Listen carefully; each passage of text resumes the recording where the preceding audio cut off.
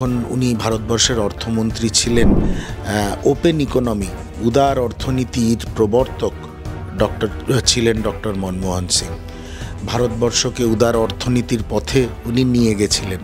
আবার কেউ বলবেন মৌন প্রধানমন্ত্রী, আবার তারও উত্তরে ডক্টর মনমোহন সিং বলেছিলেন আমি মৌন হতে পারি, কিন্তু আমি যতবার সাংবাদিকদের মুখোমুখি হয়েছি ততবার ভারতবর্ষের কোনো প্রধানমন্ত্রী সাংবাদিকদের মুখোমুখি হয়েছে কিনা আমার সন্দেহ। আয়োজক তৃণমূল কংগ্রেসের নেতৃত্ব সেই কার্নিভালের, তাদের ওপরে চাপ দিয়ে লগ্নজিতার প্রোগ্রামটা ক্যান্সেল করিয়ে নচিকেতার প্রোগ্রাম করা হয়েছে। কেন জানেন? লগ্নজিতা আরজি করের ক্ষেত্রে প্রতিবাদ করেছিল। প্রতিরোধের আওয়াজ তুললে, প্রতিরোধ গড়ে তুললে তাদের প্রফেশনাল লাইফে খুব সমস্যা ক্রিয়েট করা হয়, এবং সেই সমস্যা ক্রিয়েট করেন যে মুখ্য প্রশাসক, তার প্রশাসন এবং সেই রাজ্য বা দেশের শাসক দল। উনি বেসিক্যালি অসত্য কথা বলেন। বাংলার মাননীয়া বোধহয় 100টা কথা বললে তার মধ্যে 80টা অসত্য কথা বলেন। বিপদে পড়লে তাকে আশ্রয় দিতে হবে, কিন্তু সেটা ধর্মের ঊর্ধ্বে উঠে। আমি খালি হিন্দুরা বিপদে পড়লে আশ্রয় দেব, কোনো মুসলিম যদি এসে অ্যাসাইলাম চায় ভারত সরকারের কাছে, সে আশ্রয় দেব না, এটা হতে পারে না। আমরা জানি যে ইতিমধ্যে প্রয়াত হয়েছেন প্রাক্তন প্রধানমন্ত্রী মনমোহন সিং, এবং তার শেষকৃত্যকে ঘিরে ইতিমধ্যে কেন্দ্রের বিজেপি সরকারের সঙ্গে কংগ্রেসের চাপানোত্তর শুরু হয়েছে, যেটা বলা হচ্ছে যে প্রাক্তন প্রধানমন্ত্রী মনমোহন সিংয়ের শেষকৃত্যের সময় মূলত তাকে অশ্রদ্ধা জ্ঞাপন করা হচ্ছে। আপনাদের ঠিক কোন বিষয়টাতে এটা মনে হচ্ছে যে অশ্রদ্ধা জ্ঞাপন করা হয়েছে, মানে এই ধরনের অভিযোগ কেন? প্রথমে একটা কথা বলি, ডক্টর মনমোহন সিংকে আমি মনে করি, এবং ভারতবর্ষের মানে ম্যাক্সিমাম মানুষ মনে করেন ভারতীয় অর্থনীতির যুগ পুরুষ। মনমোহন সিং তার বিদায়ী ভাষণে বলেছিলেন, আপনাদের খেয়াল আছে কিনা আমি জানি না, যে একটা বাস্তুহীন, উনি তো পার্টিশনের সময় দাদু দিদার সঙ্গে এপারে চলে এসেছিলেন, এই ভারতবর্ষে চলে এসেছিলেন পশ্চিম পাকিস্তান থেকে। উনি বলেছিলেন যে এদেশ আমাকে যে সম্মান দিয়েছে, এদেশ মানে নরেন্দ্র মোদীর দেশ নয়, এদেশ আমাকে যে সম্মান দিয়েছে একটা সম্বলহীন, বাস্তুহীন, মাথার ছাদহীন বাচ্চাকে পড়াশুনো করার সুযোগ দিয়ে এই জায়গায় ভারতবর্ষের প্রধানমন্ত্রী অবধি বানিয়েছে, এই ঋণ আমি কোনোদিন শোধ করতে পারবো না। তা নরেন্দ্র মোদী যদি দেশের কাছে ঋণী থাকে, দেশেরও তো নরেন্দ্র মোদীর কাছে ঋণী থাকা উচিত ছিল। আমার মনে পড়ে, এবং আপনারাও জানেন, যে যখন উনি ভারতবর্ষের অর্থমন্ত্রী ছিলেন, ওপেন ইকোনমি উদার অর্থনীতির প্রবর্তক ছিলেন ডক্টর মনমোহন সিং। ভারতবর্ষকে উদার অর্থনীতির পথে উনি নিয়ে গেছিলেন। আবার এটাও মনে পড়ে যে যখন ইউরোপে রিসিশন চলছিল, অর্থনৈতিক মন্দা চলছিল, ওনার নীতি, ওনার চালিকা শক্তি কখনো ভারতবর্ষকে সেই অর্থনীতির বা অর্থনৈতিক মন্দার ছাপ উনি ভারতবর্ষকে পড়তে দেননি। এরকমই একজন অর্থনীতিবিদ, একজন শিক্ষক প্রধানমন্ত্রী ছিলেন ডক্টর মনমোহন সিং। তা একবার বারাক ওবামা তো বলেই ফেলেছিলেন, যখন the prime minister speaks the whole world listens. যখন ভারতবর্ষের প্রধানমন্ত্রী কথা বলে সারা বিশ্ব শোনে। তা এই স্তরের মানুষ ছিলেন ডক্টর মনমোহন সিং। খুব স্বাভাবিকভাবেই নরেন্দ্র মোদী, অমিত শাহ জাতীয় লোকেরা, অরবিন্দ কেজরিওয়াল, মমতা বন্দ্যোপাধ্যায়ের স্তরের মানুষরা ডক্টর মনমোহন সিংকে জাজ করতে পারবেন না, ওনাকে নিয়ে মিমিকারি করবেন। কেউ বলবেন অ্যাক্সিডেন্টাল প্রাইম মিনিস্টার, কেউ বলবেন মৌন প্রধানমন্ত্রী। আবার তারও উত্তরে ডক্টর মনমোহন সিং বলেছিলেন আমি মৌন হতে পারি, কিন্তু আমি যতবার সাংবাদিকদের মুখোমুখি হয়েছি ততবার ভারতবর্ষের কোনো প্রধানমন্ত্রী সাংবাদিকদের মুখোমুখি হয়েছে কিনা আমার সন্দেহ। দেখুন, আমাদের দাবি ছিল ডক্টর মনমোহন সিংয়ের মতন একজন যুগ পুরুষ, তাকে একটা আলাদা জায়গা দেওয়া হোক দাহ করার, যেখানে তার স্মৃতিসৌধ তৈরি হবে। সেইটা ভারত সরকার দিতে পারলেন না। কিন্তু স্মৃতিসৌধ তো তৈরি হবে বলেছে।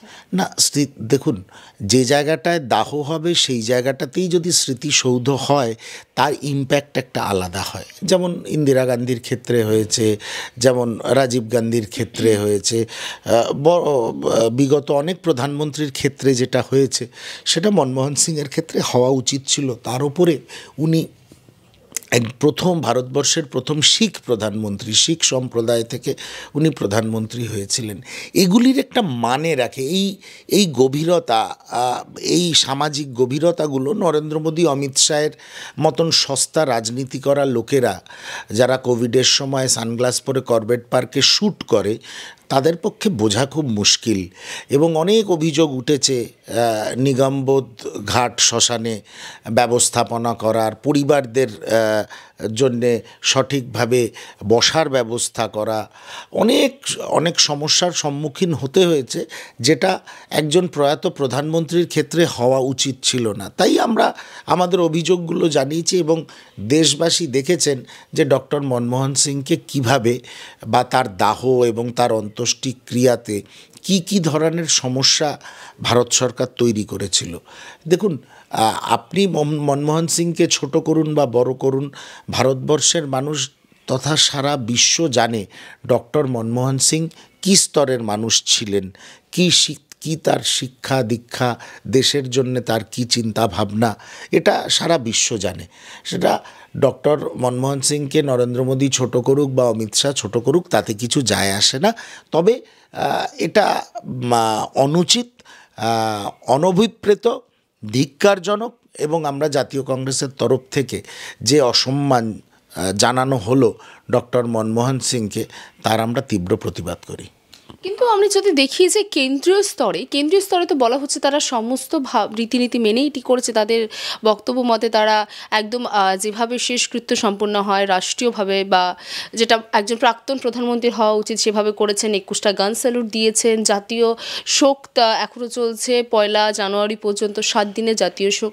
তারপরেও এত অভিযোগ। হ্যাঁ, তারপরে এত অভিযোগ, আপনাকে তো ভাবতে হবে। দেখুন, নরেন্দ্র মোদীও একদিন প্রাক্তন প্রধানমন্ত্রী হবেন, কিন্তু বিষয়টা হচ্ছে একজন মানুষ যে ভারতবর্ষকে ওই ভয়ঙ্কর অর্থনৈতিক বিপদ থেকে রক্ষা করেছিল, সেই মানুষটিকে যতটা শ্রদ্ধা দেওয়া উচিত, সেই মানুষটির জন্যে যতটা পার্টিকুলার হওয়া উচিত নরেন্দ্র মোদী সরকারের, তারা কি হতে পেরেছে? তারা হতে পারেনি। আমাদের মুখ দিয়ে বলতে হবে কেন যে তার স্মৃতিসৌধ যেখানে হবে সেখানেই তাকে পোড়াতে দেওয়া হোক? এই কথাটা কেন বলতে হবে? তার পরিবারের জন্য চেয়ার কম থাকবে কেন নিগমবোধ ঘাটে? এই দেখুন কি করেছে না করেছে। আজকে যদি সরকার মনে করে সুমন রায়চৌধুরীকে রাষ্ট্রীয় শ্রদ্ধা দিয়ে পোড়ানো হবে, সে 21 জন জওয়ানকে দাঁড় করিয়ে 21 বার গান স্যালিউট দেওয়াই যেতে পারে, সেটা কোনো বড় কথা নয়। আমি কাকে দিচ্ছি, এর আগেও তো রাষ্ট্রীয় সম্মান দিয়ে অনেকের শেষকৃত্য হয়েছে, অনেক কলা কুশলী শিল্পী অনেকের হয়েছে, কিন্তু তারা ডক্টর মনমোহন সিংয়ের মধ্যে অনেক তফাৎ আছে। এটা যদি নরেন্দ্র মোদী সরকার বা অমিত শাহ বুঝতে পারতেন, তাহলে আমরা বলতাম না যে একটা অশিক্ষিতের হাতে একটা শিক্ষিত মানুষ দেশকে ছেড়ে রেখে চলে গেলেন। আচ্ছা, একদিকে যেমন এই বিতর্ক চলছে কংগ্রেস এবং বিজেপি বা কেন্দ্রীয় সরকারের মধ্যে, ঠিক তারই মাঝে আমরা দেখলাম যে এবার সমাজ মাধ্যমে সরব হয়েছেন তৃণমূলের সর্বভারতীয় সাধারণ সম্পাদক অভিষেক বন্দ্যোপাধ্যায়। তিনি একটি প্রশ্ন করছেন যে ক্রীড়া এবং চলচ্চিত্র জগতের একাংশ মনমোহন সিংয়ের যে প্রণয়ে নীরব কেন রয়েছেন, এটা একটা বড় প্রশ্ন তিনি করেছেন। আবার নীরব না থাকলে তো মুশকিল। নীরব কেন রয়েছেন সেটা তো অভিষেক বন্দ্যোপাধ্যায়কে বাংলার প্রেক্ষিতে বুঝতে হবে। আমার যে জায়গায় বসে এখন আপনারা আমার সাক্ষাৎকার নিচ্ছেন, এখান থেকে 1 কিলোমিটার রেডিয়াসের মধ্যে একটা ক্রিসমাস কার্নিভাল চলছে। সেই ক্রিসমাস কার্নিভালে একজন প্রতিবাদী শিল্পী, লগ্নজিতা, আমি নাম করেই বলছি, একজন প্রতিবাদী শিল্পীর গান গাওয়ার কথা ছিল ক্রিসমাস কার্নিভালে। যেহেতু আয়োজক তৃণমূল কংগ্রেসের নেতৃত্ব সেই কার্নিভালের, তাদের ওপরে চাপ দিয়ে লগ্নজিতার প্রোগ্রামটা ক্যান্সেল করিয়ে নচিকেতার প্রোগ্রাম করা হয়েছে। কেন জানেন? লগ্নজিতা আরজি করের ক্ষেত্রে প্রতিবাদ করেছিল। তাহলে কি হলো?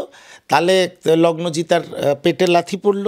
সে তো প্রফেশনাল সিঙ্গার, তাহলে যেহেতু সে প্রতিবাদ করেছে তার প্রোগ্রামটাকে ক্যান্সেল করানো হলো। ক্যান্সেল কারা করালো? তৃণমূল কংগ্রেসের উচ্চতর নেতৃত্ব। সোশ্যাল মিডিয়ায় ছয়লাপ হয়ে গেল, তৃণমূলও করবেন, আবার নেত্রীর যারা সমালোচনা করে তাদের দিয়ে গানও গাওয়াবেন। দুটো তো একসঙ্গে হতে পারে না। আমি নাম করে বলছি, শিল্পীর নাম লগ্নজিতা। আজকে তার গান গাওয়ার কথা ছিল, এই আজকের ডেটে যখন আপনারা বসে সাক্ষাৎকার নিচ্ছেন আর কয়েক ঘন্টার মধ্যে, কিন্তু তৃণমূল কংগ্রেসের চাপ এমন এলো আয়োজকদের ওপরে, আয়োজকরাও তৃণমূল কংগ্রেসেরই লোক, এমন চাপ এলো যে লগ্নজিতাকে ক্যান্সেল করে শুনলাম, সমাজ মাধ্যমেও দেখলাম, নচিকেতা আজকের পরিবর্তিত শিল্পী হয়েছে। এই কারণেই হয়তো ডক্টর মনমোহন সিংয়ের ক্ষেত্রে ক্রীড়া কুশলী শিল্পী তারা ভয়ে, নরেন্দ্র মোদীর ভয়ে, অমিত শাহের ভয়ে শোক জ্ঞাপন করছেন না। এটা গেল এক। আর 2 নম্বর হলো, হতেও পারে অভিষেক বন্দ্যোপাধ্যায়ের মাধ্যমে বাংলার কলাকুশলী শিল্পীদের আরও সরব হতে আহ্বান জানালেন তার পিসির বিরুদ্ধে, সেটাও হতে পারে, দেখা যাক। তবে ওনার টুইট যেটা উনি করেছেন, যদি আমি সাদা চোখে দেখি, ভালো লাগলো দেখে, ওনার টুইটটা দেখে ভালো লাগলো। তবে অভিষেক বন্দ্যোপাধ্যায়কে আপনাদের মাধ্যমে বলি, এটা সর্বভারতীয় প্রেক্ষিতে আপনি বলছেন, আপনার রাজ্যে যেখানে আপনার পিসি শাসক দলের নেত্রী এবং বাংলার মাননীয় মুখ্যমন্ত্রী, একই ঘটনা ঘটে, যেমন ঘটলো একটু আগে যে ঘটনাটা বললাম, লগ্নজিতাকে ক্যান্সেল করে নচিকেতাকে আনতে হলো। প্রতিবাদ করলে, প্রতিরোধের আওয়াজ তুললে, প্রতিরোধ গড়ে তুললে তাদের প্রফেশনাল লাইফে খুব সমস্যা ক্রিয়েট করা হয়, এবং সেই সমস্যা ক্রিয়েট করেন যে মুখ্য প্রশাসক, তার প্রশাসন এবং সেই রাজ্য বা দেশের শাসক দল। এই কথাটাই তিনি বলেছেন যে কেন্দ্রের বিরাগ ভাজন হওয়ার ভয় পাচ্ছেন কিনা শিল্পীরা। হ্যাঁ, ঠিক যেমনভাবেই বিরাগ ভাজন হয়ে যায় পশ্চিমবঙ্গে। ধরুন আরজি করের বিরুদ্ধে যারা আওয়াজ তুলছে, পশ্চিমবঙ্গে তো বহু ইতিহাস আছে, বহু শিল্পী যারা তৃণমূল করেন না, অন্য দলের সঙ্গে সম্পৃক্ত, তারা টালিগঞ্জে ঠিক মতন কাজ পান না, তাদের বিরুদ্ধে একটা চক্রান্ত চলতে থাকে। এটা তো পশ্চিমে, এটাকে অভিষেক ব্যানার্জি জানেন না? না, অভিষেক ব্যানার্জি প্রকারান্তরে বাংলার শিল্পী কলাকুশলীদের উৎসাহ দিচ্ছেন যে আপনারা আমার পিসির বিরুদ্ধে আওয়াজ তুলুন। কোনটা আমি বুঝতে পারলাম না। তবে সাদা চোখে আপনি যদি আমায় প্রশ্ন করেন, নিশ্চয়ই ওনার এই বক্তব্যটা সমর্থনযোগ্য, এবং এটা ঘটনা যে কলাকুশলীরা প্রতিবাদ করলে তাদের কর্মক্ষেত্রে, তাদের প্রফেশনাল লাইফে প্রশাসক যিনি, তিনি অনেক ধরনের অসুবিধার সৃষ্টি করেন। ঠিক আছে দাদা, একটু অন্য প্রসঙ্গে যাব আমরা। আজকে 1 বছর পরে সন্দেশখালিতে পা রেখেছেন মুখ্যমন্ত্রী, এবং সেখানে যে তিনি একটি কথা বলেছেন যে দুষ্ট লোকের খপ্পরে পড়বে না। সন্দেশখালিতে মহিলাদের উদ্দেশ্যে তিনি এই সাবধান বাণী দিয়েছেন, এটা নিয়ে কি বলবেন? দুষ্টু লোকরা কারা? দুষ্টু লোকরা তো এই আমাদের বাংলার মাননীয়ারই তো সব আশীর্বাদ ধন্য। কাউকে বীর বলা হয়, কাউকে বাঘের বাচ্চা বলা হয়, কাউকে তাজা ছেলে বলা হয়, ওনার শাসক দলের লোকেরাই তো বলে। এই শাহজাহানরা হচ্ছে, এই সন্দেশখালীর শাহজাহানরা হচ্ছে তৃণমূল কংগ্রেস নামক দলের ম্যাসকট। এদের সামনে রেখেই তো তৃণমূল কংগ্রেস তার প্রশাসন চালায়। আমি গেছি সন্দেশখালীতে ঘটনার পর, বার 2 বার 3 গেছি, কোথাও লেখা আছে শাহজাহান গোল্ড কাপের খেলা হবে, কোথাও লেখা আছে শাহজাহান ফ্যান্স ক্লাব। যে শাহজাহানরা প্রতিনিয়ত সন্দেশখালীর মা বোনেদের ওপরে অত্যাচার করেছে, সন্দেশখালীর মা বোনেদের গভীর রাতে পার্টি অফিসে ডেকে পিঠে তৈরি করার পদ্ধতি শেখার কথা চেষ্টা করেছে, যে শাহজাহানরা সন্দেশখালীর মা বোনেদের বলেছে যে যখন লক্ষ্মীর ভাণ্ডার পাচ্ছ, পরের দিন সকালে বাড়ির ছেলেটাকে পার্টির মিছিলে পাঠাবে, যে শাহজাহানরা পুকুর ভেড়ি অন্য লোকের দখল করেছে, সেই শাহজাহানরাই তো মমতা বন্দ্যোপাধ্যায়ের কাছে ভালো ছেলে, বীর, তাজা ছেলে। এতে অবাক হওয়ার কিছু নেই। আজকে উনি যে কথাগুলো বলছেন, সন্দেশখালী নিয়ে ওনার মুখ পুড়েছে, ওনার দলের মুখ পুড়েছে, শাসক প্রশাসনের মুখ পুড়েছে। তাই এইসব কথাগুলো লোককে খানিকটা বিভ্রান্ত করার জন্য বলছেন। উনি বেসিক্যালি অসত্য কথা বলেন। বাংলার মাননীয়া বোধহয় 100টা কথা বললে তার মধ্যে 80টা অসত্য কথা বলেন। আজকেও তেমনই একটা মানুষকে বিভ্রান্ত করার জন্য একটা অসত্য কথা বলেছেন। মনে মনে উনি শাহজাহানদেরই সমর্থক। দাদা, এই মুহূর্তে আমরা বাংলার যে পরিস্থিতি সেখানে দেখতে পাচ্ছি কখনো রেল পুলিশ সেজে মানব পাচারের চেষ্টা করা হচ্ছে, কখনো জঙ্গি সংগঠন ধরা পড়ছে, জঙ্গি সংগঠনের সঙ্গে যুক্ত জঙ্গিদের গ্রেফতার করছে এই বাংলা থেকে, আবার কখনো ভুয়ো তথ্যর উপর ভিত্তি করে হাজার হাজার পাসপোর্ট তৈরি হচ্ছে, সেখান থেকে নানান ধরনের সূত্র বেরিয়ে আসছে। আবার বিশেষজ্ঞরা মনে করছেন হিউম্যান ট্রাফিকিংও হতে পারে এর মধ্যে। আসলে বাংলায় কি চলছে, মানে এই মুহূর্তে কি পরিস্থিতি, বাংলা নিয়ে কি বলবে? বাংলার এই মুহূর্তের পরিস্থিতি হচ্ছে, বাংলা একাধারে আফগানিস্তান, একাধারে অর্থনৈতিক দিক দিয়ে শ্রীলঙ্কা, একাধারে স্বৈরাচারের শাসনের অধীন নর্থ কোরিয়া, একাধারে সাম্প্রদায়িক পাকিস্তান। চারটে দেশের পরিবেশ, চারটে দেশের সমাজের যদি মিশেল ঘটে, সেটা হচ্ছে পশ্চিমবঙ্গ। আপনি মমতা বন্দ্যোপাধ্যায়ের বিরুদ্ধে আপনি যদি আওয়াজ তোলেন, আপনাকে জেলে পুরে দেওয়া হবে। কলাকুশলীরা প্রতিবাদ করলে তাদের কর্মক্ষেত্রে তাদের অসুবিধা ফেস করতে হবে। আপনি যদি কোথাও দাঙ্গা হচ্ছে বা সাম্প্রদায়িক গণ্ডগোল হচ্ছে, সেটার দিকে সরকারের দৃষ্টি আকর্ষণ করেন, আপনাকে সাম্প্রদায়িক বলে দেগে দেওয়া হবে। এইটাই পশ্চিমবঙ্গ চলছে। আর দিনের শেষে মুখ্যমন্ত্রী বলছেন চপমুড়ি শিল্পই হচ্ছে আসল শিল্প, এই শিল্পের সঙ্গে সম্পৃক্ত হও। তার মানে ইন্ডাস্ট্রিয়াল ইনফ্রাস্ট্রাকচার নেই, শিল্পের পরিকাঠামো নেই, শিল্প নেই, চাকরি নেই, চাকরিগুলো বিক্রি হয়ে যাচ্ছে, শিক্ষা দপ্তর জেলে চলে গেছে। এই বাংলা, তা সেখানে উগ্রপন্থী ধরা পড়বে, উগ্রপন্থীদের জাল পাসপোর্ট চক্র চলবে, হসপিটালে দালাল রাজ চলবে। এ তো অবাক হওয়ার কি আছে? আজকে আমি অবাক হয়ে যাই দেখে, এক একটা প্রত্যন্ত অঞ্চলে, এক একটা মহকুমার, এক একটা ব্লকের সভাধিপতি, একটা পঞ্চায়েতের প্রধান, কি দামি দামি গাড়ি, কি দামি দামি বাড়িতে তারা থাকে। কোথার থেকে আসে এই অর্থের উৎস? কোথার থেকে? যদি পুলিশ এবং প্রশাসন ভিজিল্যান্ট হতো এবং মমতা বন্দ্যোপাধ্যায় সত্যিই চাইতেন যে আমার অ্যাডমিনিস্ট্রেশন, আমার যে পলিটিক্যাল পার্টিকে আমি লিড করি, এরা অত্যন্ত ট্রান্সপারেন্ট থাকবে, তাহলে কি এই আলোচনাগুলো আজকে উঠতো? এই আলোচনাগুলো আজকে উঠতো না। মমতা বন্দ্যোপাধ্যায় খুব সুচারুভাবে এবং খুব কনসাসলি পশ্চিমবঙ্গকে, আবার বলছি, একাধারে শ্রীলঙ্কা, একাধারে নর্থ কোরিয়া, একাধারে পাকিস্তান, একাধারে আফগানিস্তান, এই চারটের মিশেলে তৈরি করে ফেলেছে পশ্চিমবঙ্গকে। এবং এই পশ্চিমবঙ্গকে এই পরিস্থিতি থেকে বের করে আনতে অনেক কালঘাম ছোটাতে হবে আমাদের আগামী দিনে।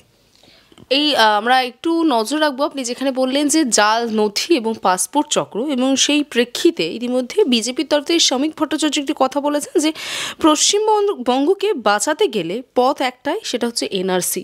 আপনাদের কি মনে হয়? দেখুন, ওনাদের এই এনআরসি বা সিএ এইসব বিষয়গুলো নিয়ে ওনাদের যেই ন্যারেটিভ, যে পশ্চিমবঙ্গকে বাঁচাতে গেলে এনআরসি প্রবর্তন করতে হবে, এই ব্যাপারে আমার একটু দ্বিমত রয়েছে। কারণ ওনারা এনআরসি বা সিএ এর প্রবর্তন করতে চাইছেন অন্য একটি কারণে, অন্য একটি সম্প্রদায়কে মার্জিনালাইজ করে দেওয়ার জন্যে। যাহাতক ইললিগাল ইমিগ্রেন্টসের সমস্যা আছে, আমরা অবশ্যই চাইব না আমার দেশে অবৈধভাবে অন্য লোক বিপদে পড়লে তাকে আশ্রয় দিতে হবে, কিন্তু সেটা ধর্মের ঊর্ধ্বে উঠে। আমি খালি হিন্দুরা বিপদে পড়লে আশ্রয় দেব, কোনো মুসলিম যদি এসে অ্যাসাইলাম চায় ভারত সরকারের কাছে, সে আশ্রয় দেব না, এটা হতে পারে না। এনআরসির মাধ্যমে ওনারা দেখাচ্ছেন নাগরিকত্ব, ভুয়ো নাগরিকত্ব, এইসব নানা ধরনের তত্ত্ব ভারতীয় জনতা পার্টির রয়েছে। কিন্তু আমি মনে করি এর পিছনের অন্তর্নিহিত যে ওদের উদ্দেশ্যটা, সেটা হচ্ছে কোনো একটি সম্প্রদায়কে মার্জিনালাইজ করে দাও। পশ্চিমবঙ্গের পরিস্থিতি, উনি সঠিক বলেছেন, অত্যন্ত খারাপ। অর্থনৈতিকভাবে পশ্চিমবঙ্গ পঙ্গু, সাম্প্রদায়িক সম্প্রীতি প্রায় নীল হতে চলেছে। কারণ তার জন্যে খানিকটা ভারতীয় জনতা পার্টি অনেকটা দায়ী, এবং ওনাদের দোসর মমতা বন্দ্যোপাধ্যায় খানিকটা দায়ী। অর্থনীতি পঙ্গু হয়ে রয়েছে, শিক্ষা তো ছেড়ে দিন, পুরো শিক্ষা দপ্তরটাই জেলে, তা শিক্ষার কি শিক্ষা পরিকাঠামোর কি অবস্থা সেটা বোঝাই যেতে পারে। শিল্পের কোনো পরিকাঠামো নেই, নতুন চাকরি নেই, একটাই বেঁচে আছে। সত্যি সত্যি মমতা বন্দ্যোপাধ্যায় ঠিক কথা বলেন, রাস্তায় ডালায় চপ আর মুড়ি আর সিন্ডিকেট রাজ, যারা প্রমোটারদের সঙ্গে হাতে হাত মিলিয়ে প্রমোটার, পুলিশ এবং প্রশাসন একসঙ্গে প্রমোটিংয়ের কাজ করছেন। তা এই হচ্ছে পশ্চিমবঙ্গের অবস্থা। কিন্তু এর সঙ্গে এনআরসিকে জুড়ে দেওয়া, এটা আবার হচ্ছে বিজেপির রাজনীতি। বিজেপির রাজনীতি কেন বলবো, ওদের এনআরসি সিএ এর সঙ্গে কোনো একটি সম্প্রদায়কে ভারতবর্ষের মাটিতে মার্জিনালাইজ করে দেওয়ার ওদের যে একটা টার্গেট আছে, ওদের যে একটা তত্ত্ব আছে, সেটাকে আমরা কখনো সমর্থন করি না। নিশ্চয়ই হবে, সবটাই হবে। সর্বদলীয় বৈঠক হবে, সেখানে সর্বদল তাদের মতামত রাখবেন, জেপিসি হবে, জয়েন্ট পার্লামেন্টারি কমিটি, সেখানে আলোচিত হবে প্রতিটি বিন্দু, এনআরসি এবং সিএর প্রতিটি বিন্দু নিয়ে আলোচনা করতে হবে। যেগুলো সঠিক, ভারতবর্ষের সংবিধানকে যেগুলো সমর্থন করে, সেই বিন্দুগুলো রেখে আইন প্রণয়ন করুন, আমরা কখনো বাধা দেব না। কিন্তু সেই বিষয় কি অদূর ভবিষ্যতে আপনারা দেখতে পাচ্ছেন? না না না, দেখুন, বিজেপি একটা জিনিস মনে করে, হিন্দি, হিন্দু, হিন্দুস্তান।